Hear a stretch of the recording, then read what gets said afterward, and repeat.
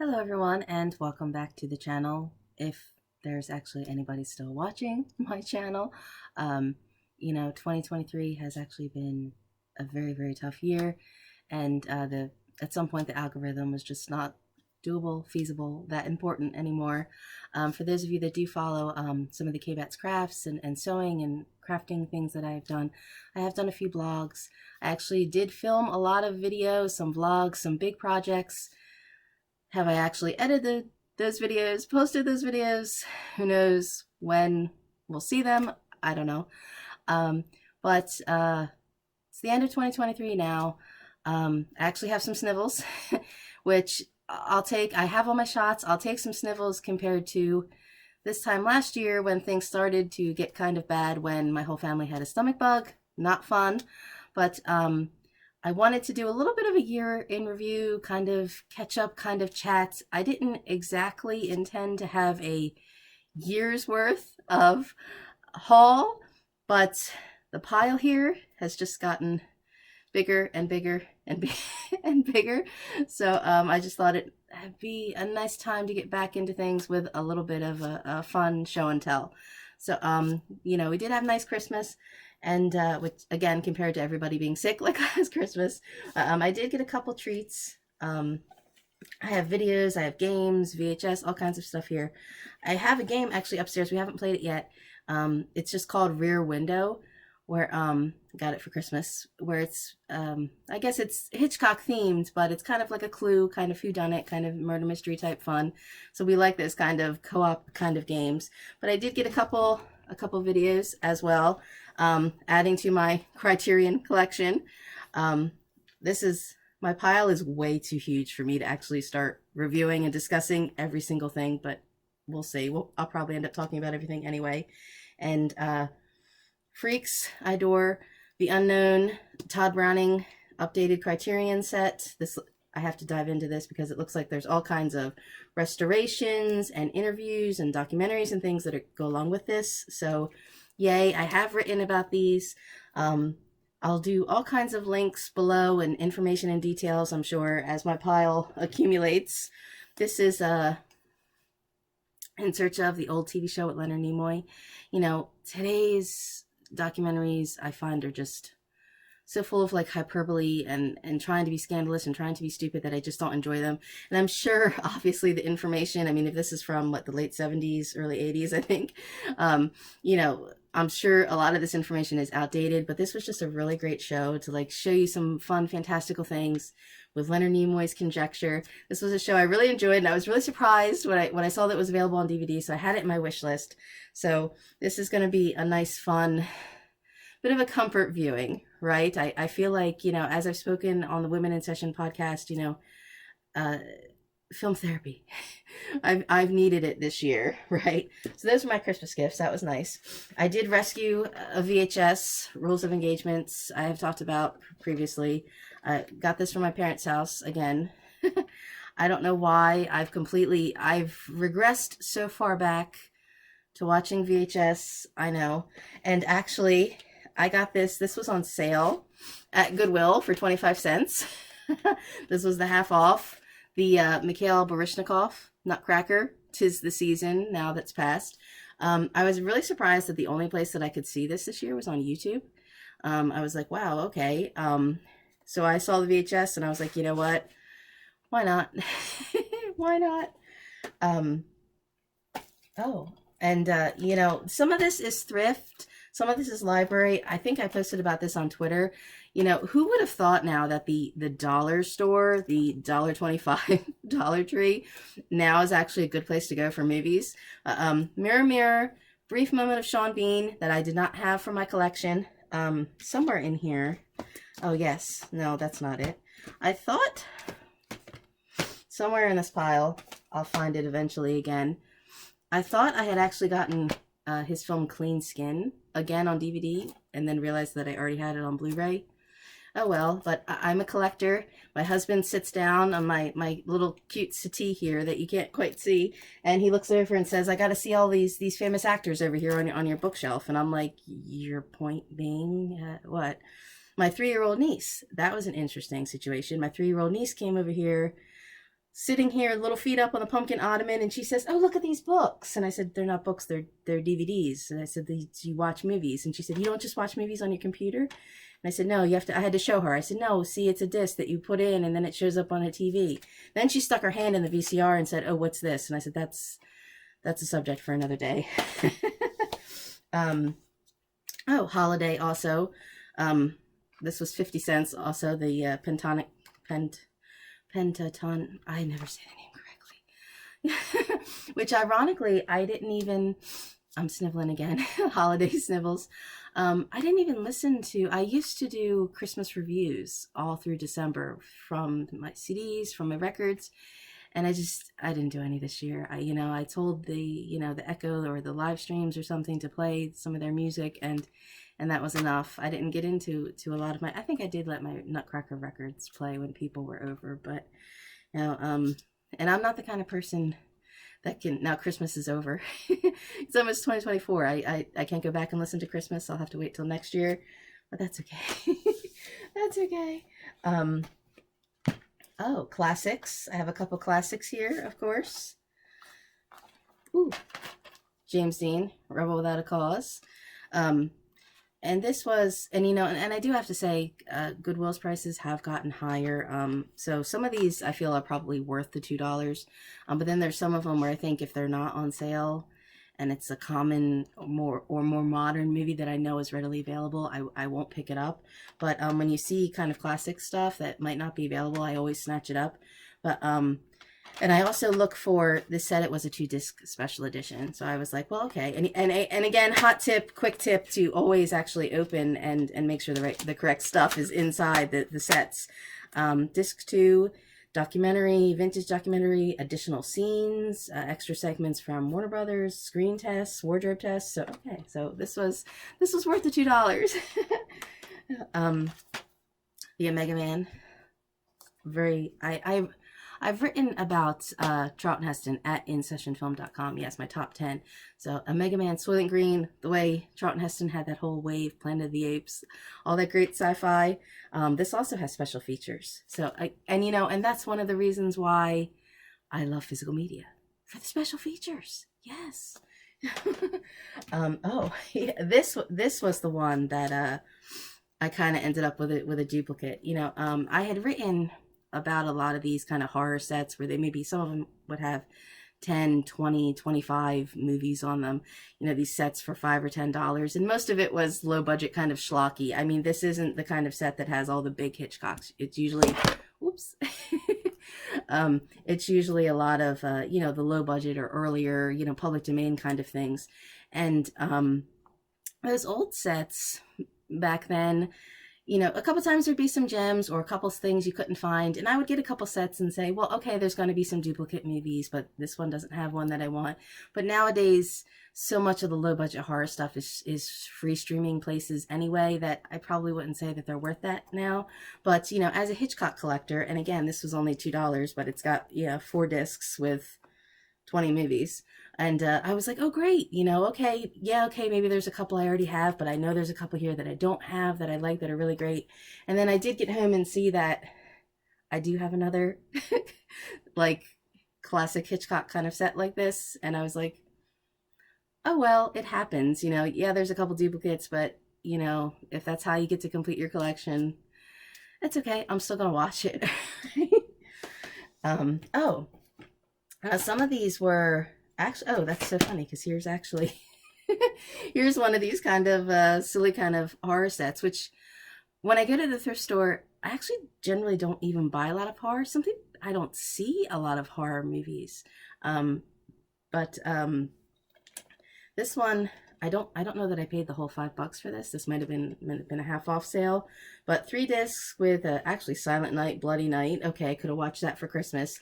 Oh, Kill Baby Kill, Don't Look in the Basement. So this was one where I thought, okay, there's a couple good titles here that are worth, a couple of the bucks. And yeah, is there probably some bad schlock on here? Of course, but that's part of the fun. Sorry, now I feel like my eyes are going wonky while I'm staring at all my spotlights. Some of these things actually also came from the library. Particularly now, it's been absolutely fascinating seeing these streamers basically kind of consolidate and fall apart anymore. I guess they all realized, hey, we can't survive on subscribers because we shot ourselves in the foot by creating too many streamers when there was only a limited amount of subscribers. Now everything's going back to advertising. So the library is always an essential resource anyway, you know, literary wise. But you can rent movies, and at their library sales, they'll often have a lot of discount movies. So I actually picked up, obviously it still says, you know, rental, some of the library kind of, you know, casing on it, but for $1, I picked up Kong Skull Island. I've also written about this one. So again, I'll link some of the information below because I know that I'm getting excited. I'm feeling good. I'm talking a little faster. So I have done, you know, some reviews for some of these films as well. So, and again, always check. But this was another one I didn't have for my collection. So, yay. And again, my husband sat down. He's like, why do I have to look at the little Hiddleston Funko Pop? And I'm like, well, of course. Oh, here is some horror that I did find. Oh, wow. Okay, wait, I did find some good horror here. Okay. See, I completely forgot what I had here. Silver Bullet, great Stephen King movie. Oh, this also has extra features on it, of course, excellently. And I do have to say, it does bug me when stickers get stuck on the front, but beggars can't be choosers. This is Captain Cronin's Vampire Hunter. Excellent later day Hammer horror movie. This also has features. Commentary by Carolyn Monroe. Ooh. Watching things with a commentary on. Yes, yes. Can you believe it's going to be a thing of the past? I can't fathom. So I do grab horror when I see it, you know, because I am a collector always. And these actually are great films that I recommend. The pile going over here and the pile over here is getting higher and higher. Books also, actually, if anybody cares, I got some books from my book sale, of course. This is The Picture of Dorian Gray and Other Stories by Oscar Wilde. I don't think I had, I think I had a little slim like edition of Portrait of Dorian Gray. So this was a nice thick hardback version. I am a literary connoisseur as well. I do love classics, so I didn't have a nice classic Oscar Wilde edition. So here it is. I feel sophisticated and educated by being like, oh, Oscar Wilde, multiple versions of Dorian Gray. There's an older film version. Of course, my favorite, Dark Shadows, Quentin Collins. He has a nice picture that takes on his werewolf curse, a la Dorian Gray. Was disappointed in the Dorian Gray that they had in Penny Dreadful, but that's a whole separate conversation. I also ranted and raved about that previously. This makes me feel sophisticated, right? When I've got, you know, fancy Oscar Wilde literature on my bookshelf. But this was just a completely indulgent dollar purchase. Pictures of Hollywood icons. Oh, that's funny. There's a little bookmark in here, too. Pictures of Hollywood icons with their cats. If this doesn't sum me up, I don't know what would. So, yes, this just explains so much about me. Anthony Perkins with his cat. This explains a lot. This really does. So this was just a fun little look. I'm so sophisticated on one hand. Look what complete delicious trash I am on the other hand. Okay. Hollywood cats. At the library book sale also, totally amazingly, I actually got a few puzzles that I gave to people for Christmas, but amazingly, this was so awesome. What a boon. Rome 1 and 2 at the library. I think I may have paid $5 total for these. Totally awesome. I had to open them up, make sure all the things were there. Again, I've written about some of the streaming. We have canceled almost everything now. We just enjoy some of the fast commercials. I've been watching things on video. So I didn't have Max anymore to go back and rewatch Rome again. And I was like, yes. You know, you never know what you may find when you're not looking for something, and then it could just land in your lap so wonderfully. So actually I think Hulu is the last thing that we have subscription, and really because I'm trying to get through a handful of shows left on it. So Yay, I'm excited. I'm excited. It takes me a little longer when I'm going through something on a DVD rewatch, but, and again, there's probably so many extras, so much excitement. Show that ended far too soon, should not have been canceled. Can you imagine what it would be like with like Rome on Sunday nights with film Twitter today? Can you just imagine? Anyway. Yes. Oh, speaking of,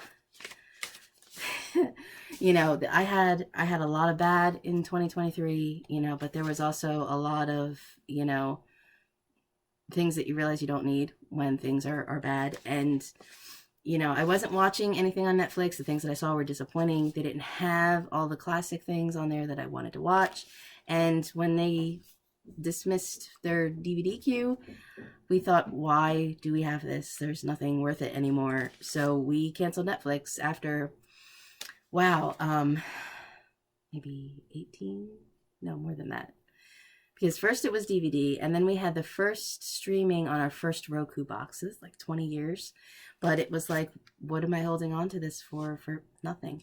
So these were my last two, and I'll save these envelopes, of course. These were, okay, let me see. Hate Ship, Love Ship, and The Catcher Was a Spy. So obviously they let you keep them, and I don't care that they don't have necessarily fancy covers. Hate Ship, Love Ship was a good movie, nice little hidden gem, Kristen Wiig. The Catcher Was a Spy. I think I did mention this briefly on the Women in Session podcast. And again, you know, I have written lots of things that haven't seen the light of day either. I've just had one document going where I've just been continually writing lots of things. I'm sure our in-session editor Dave is like, no, I want to see that stuff. But I think I said my punchline for this movie, The Catcher Was a Spy, drops a ball.